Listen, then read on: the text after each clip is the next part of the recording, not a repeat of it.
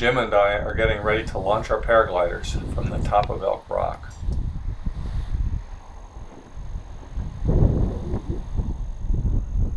Thermals when we first got here then. Yeah.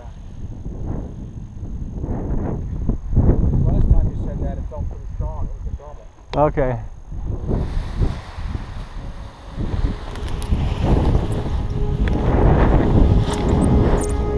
"34 years ago, two women stood near here on Elk Rock, gazing at Mount St. Helens. Towering 9 miles to the east of them, the once pristine white cone had become gritty and gray, but was still shaped a lot like Mount Fuji. 37-year-old Arlene Edwards, a freelance photographer, had driven her Jeep up here with her 19-year-old waitress daughter, Jolene. Jolene's 18-year-old sister, Roxanne, stayed home that day.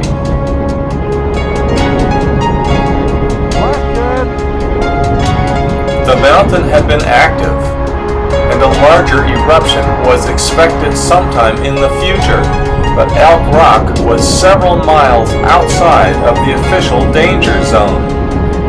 They probably felt the moderate earthquake and watched the beginning of the largest landslide recorded in North American history, but it still must have been beyond wildest imagination that they only had a few more moments to live.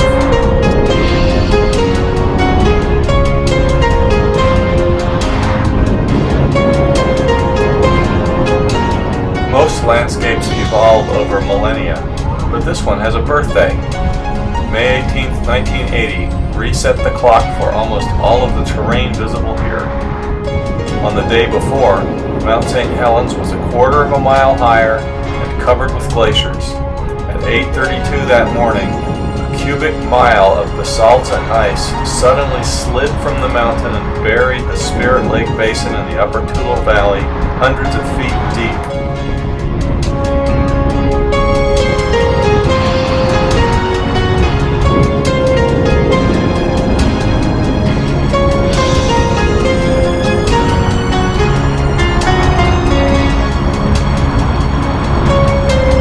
Uncapped a magma chamber and unleashed a cataclysmic explosion. The cloud towered 10 miles over the mountain and simultaneously blew out the north side at over 100 miles an hour. But the cloud was so heavy with ash that it was as destructive as a 300-mile-per-hour hurricane. Geologists had another name for this gravel-laden lateral blast. They called it the Stone Wind, and truly it hammered across the land. No one foresaw the violence of this event.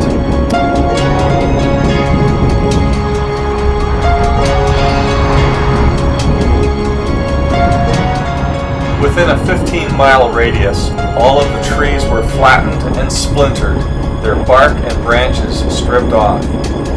All of the animals were killed.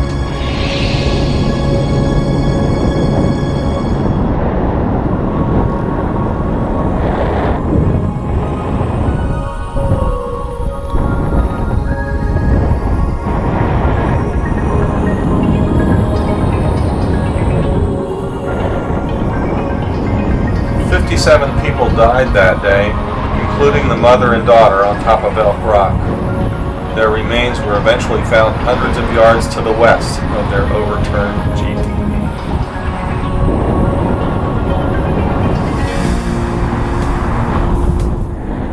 The land has been recovering ever since. The elk herd is back, and the trees are rapidly growing, the conifers replacing the alder. Closer to the volcano, the land was more deeply scoured and the recovery is proceeding much more slowly.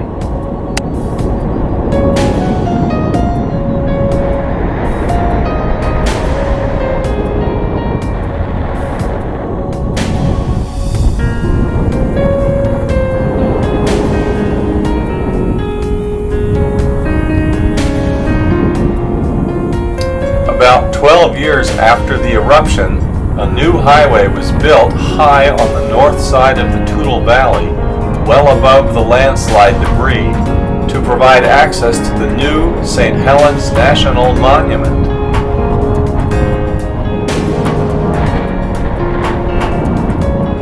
As soon as the highway was open, paraglider pilots noticed the naked hillsides offered potential for a new flying area, and over the next several years, the site became one of the most popular foot-launched flying areas in the Pacific Northwest.